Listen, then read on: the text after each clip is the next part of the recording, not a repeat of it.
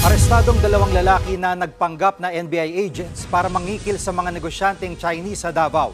Nasa frontline balitang yan si Bril Montalvo.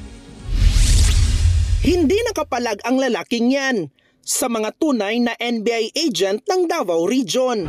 Wala ring lusot ang isa pang lalaki na pinalibutan ng mga armado sa Panabo City, Davao del Norte. Ang mga inaresto sa entrapment operation, mga nagkunwaring NBI agent daw para mangikil ng 50,000 pesos. Nang biktima sila ng mga negosyanteng Chinese.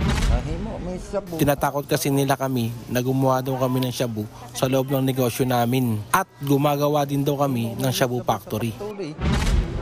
Bukod sa baril at mga bala, nakuha mula sa mga suspect ang mga damit na may tatak na NBI at pekeng ID.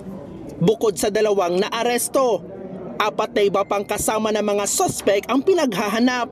Matagal na raw nakakatanggap ng impormasyon ang NBI tungkol sa iligal na gawain ng mga suspect na miyembro umano ng malaking sindikato. Napag-alaman ding isa sa mga naaresto ay dati nang nakulong sa parehong modus. Nakalaya siya dahil nakakuha ng probation galing sa korte.